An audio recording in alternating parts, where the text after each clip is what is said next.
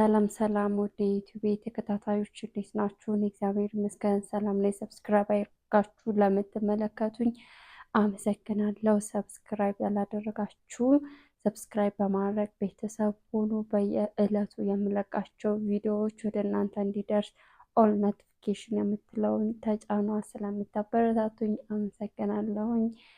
ዛሬ ደግሞ ይዤላችሁ የመጣሁት ርዕስ ምንድን ነው?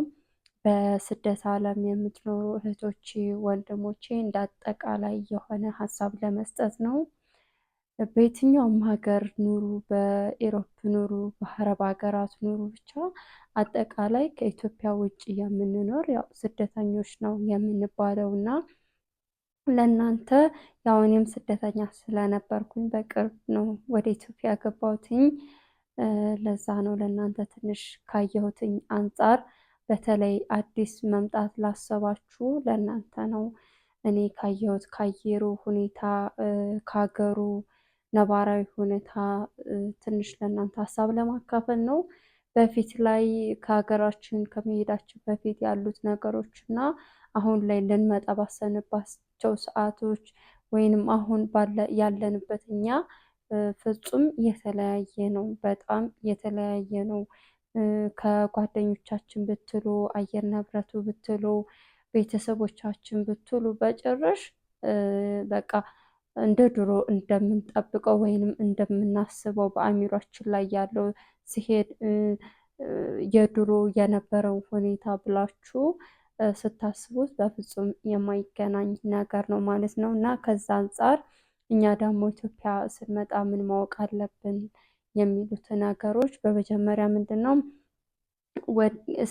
ወደ ኢትዮጵያ ወይንም ወደ ሀገር ለመግባት ስታስቡ ለጓደኞቻችሁ፣ ለቤተሰቦች፣ ለጎረቤት፣ ለአክስት፣ ለአጎት፣ ለሁሉም ሰዎች መምጣታችሁን ማሳወቅ የለባችሁም። ማሳወቅ ካለባችሁ ወይ ለእናት ወይ ለአባት ከቤተሰብ መካከል ለአንዱ አሳውቃችሁ ቀስ ብላችሁ ብትመጡ አሪፍ ነው ብዬ አስባለሁ።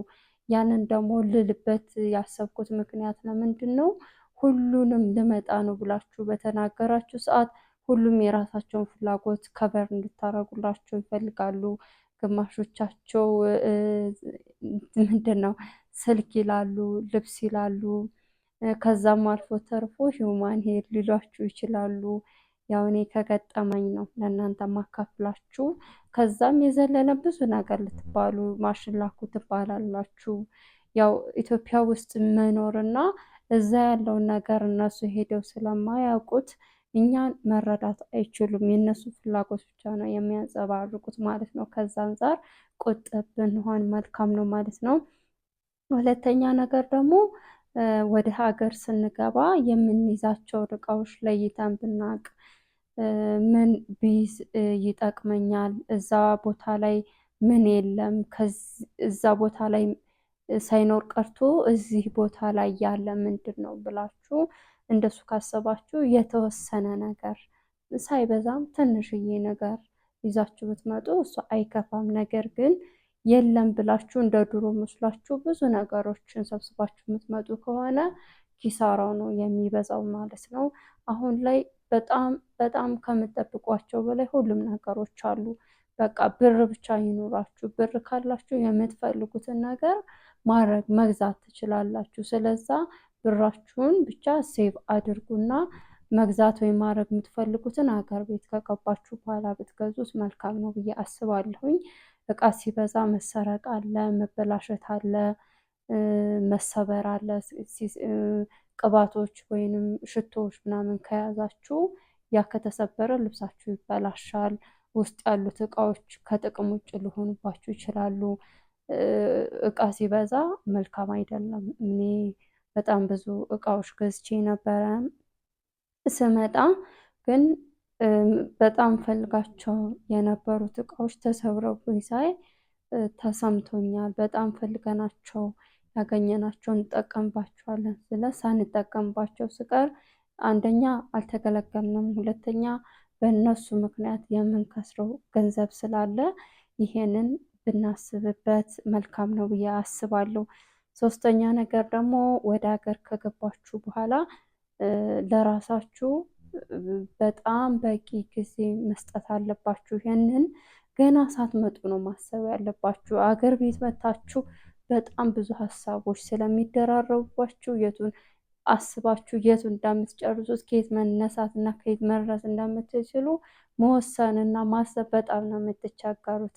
ይሄንን ገና ሳትመጡ ነው ማሰብ ያለባችሁ። ኢትዮጵያ ሄጄ ምንድን ነው ማድረግ ያለብኝ መጀመሪያ፣ ከዛስ ምን ቀጥሎ ነው፣ ከዛስ የሚሉትን ፕሮግራሞች ወይንም ሀሳቦች ለራሳችሁ ከቻላችሁ ብጽፏቸው፣ ከዛ በዛ መሰረት ብተገብሩ ጥሩ ነው ብዬ አስባለሁ።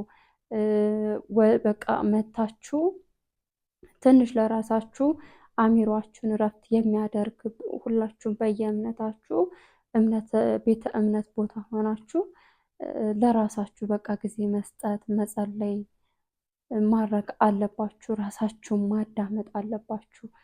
ብዙ ነገሮች በቃ ራሳችሁን ሊያሳምሟችሁ ስለሚችል ያንን አድርጉ። ከዛ በኋላ ደግሞ ስትመጡ ብዙ ነገሮች ሊያምሯችሁ ይችላሉ። በቃ ቤተሰብን ናፍቆት ስላለ ቤተሰብ፣ አክስት፣ አያት፣ አጎት እንደዚህ የሚያገቡ እህት ወንድሞች ካሉ እነሱ ጋር ለመሄድ ለማየት በጣም እንጓጓለን። ግን ማረጋጋት አለብን። ቢያንስ ያረፍንበት ወይ የራሳችን ያሰራኑ ቤት ነው ወይንም እናት አባታችን ብቻ ወይ ፋሚሊ ጋር ነው፣ እንደዛ ነው የምናርፈው። እዛ ባረፍንበት ሰዓት 8 ቀን እንኳን እዛች ቁጭ ብትሉ ወጣ ወጣ ባታበዙ፣ ከዛ በኋላ ደግሞ የያዛቸዋችሁን ጌጣጌጦችና ውድ የሆኑ ስልኮች ሊሆኑ ይችላሉ ይዛችሁ ወጣ ወጣ ብቅ ባትሉ ጥሩ ነው። ደበቅ ማለት መልካም ነው። ያው ያለው ነባራዊ ሁኔታ ትንሽ ስለሚያስከፋ እሷ ከውጭ ነው የመጣችሁ ወይንም እሱ ከውጭ ነው የመጣው የሚባል ወሬ ከተሰማ እናንተን የማያውቋችሁም የሚያውቋችሁም ይከታተሏቸዋል። በቃ መውጣትና መግቢያችሁን ይከታተላሉ። በዚያ ጊዜ እናንተ ለህይወታችሁ ማስጊ ነው፣ ለያዛችሁ ንብረት ትዘረፋላችሁ። እናንተም ጉዳት ሊደርስባችሁ ስለሚችል እንደመጣችሁ ቢያንስ የሀገረኛ የሆነ ልብስ ብትለብሱ፣ ቢያንስ አገር እስክትለምዱ የረሳችሁትን አየር ንብረት ወደ እስክመለስና እስክትላመዱት ድረስ እንደዛ ብታረጉ ትንሽ መልካም ነው ብዬ አስባለሁ። በመቀጠል ደግሞ ወደ ስራ መግባት አለብኝ፣ ስራ መጀመር አለብኝ። ያው ከስራ ላይ ስለሆነ የመጣ ነው። እዛ መቼም ለምቾት አይደለም እና የሄድነው አገር ቤት ደግሞ የራሳችን የሆነ ቢዝነስም ሆነ ራሳችን የሚያሳርፍ ስራ መስራት እንፈልጋለን፣ ማግኘትን እንፈልጋለን። በዛ ጊዜ እቅድ ማውጣት አለብን። በመጀመሪያ ዝም ብለን ምግብ ቤት መክፈት ስለፈለጉ ምግብ ቤት መክፈት አይደለም።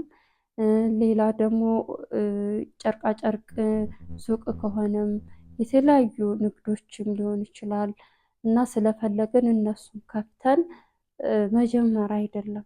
በመጀመሪያ ብር ስላለ ዝም ብሎ መጀመር አይደለም፣ መክሰርም ስላለ እኛ ብዙ ዓመት ለፍተን ዋጋ ከፍለን ያገኘነው ሲከስር ግን በአንድ ቀን ይከስራል። ያገኘነው ግን በብዙ ዓመት ነው። ስለዛ ምን እናደርጋለን? አየር ንብረቱን እናጠናለን። የት ብሰራ ምኑ ጋር ብሰራ ይሄ ስራ ያዋጣኛል ብለን በደንብ መረጃዎችን መሰብሰብ አለብን። ከዛ ከሰበሰብን በኋላ መስራት ያሰብነው ቢያንስ ለአንድ ወር እንኳን ተቀጥረን ብንፈትነው ለእኛ ጥሩ ነው። ከዛ በኋላ ማዋጣቱን የገቢውን አይነትና የሰዎቹን እዛ አካባቢ ያላቸው ፍላጎቶች ስለምታውቁ ከዛ በኋላ ስራውን ብትጀምሩት ለእናንተ አዋጭና መልካም ነው ብዬ አስባለሁ።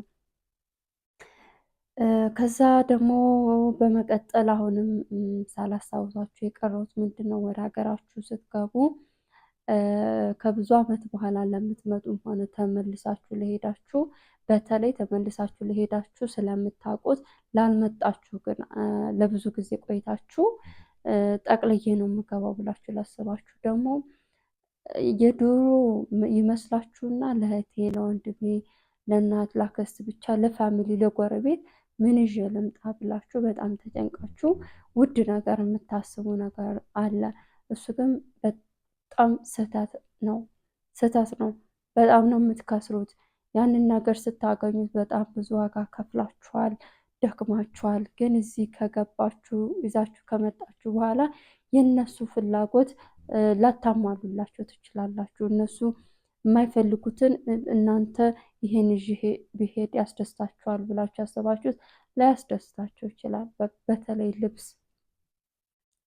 እና እሱ ሀገር ያለው ወደዚህ ሀገር ሲመጣ ብዙም ተወዳጅነት ስለሌለው ብዙ ነገሮችን ባታስቡ ባትጨነቁ መልካም ነው። በመጀመሪያ እናንተ የወጣችሁበት ዓላማ ራሳችሁን ለማሸነፍ ነው ወይንም ቤተሰብን ለመርዳት ነው። ስለዛ ቤተሰብን በበቂ ሁኔታ ከረዳችሁ ራሳችሁን ካሸነፋችሁ በቂ ነው ያስባለሁ።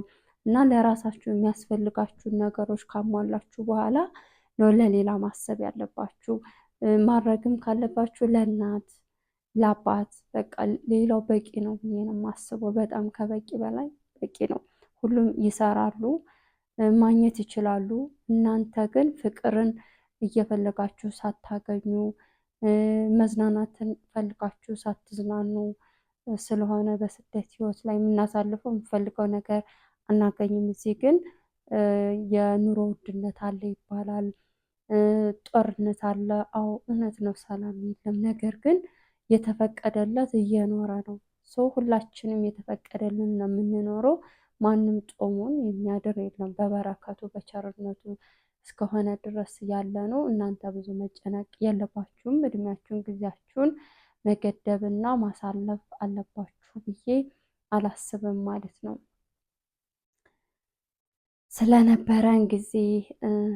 ስለነበረን ጊዜና ቆይታ አመሰግናለሁ። በሌላ ቪዲዮ ተመልሼ እመጣላችኋለሁ። ሀሳብ አስተያየት ካለኝ በቴሌግራም አናግሩኝ፣ የምችለውን እመልሳለሁ።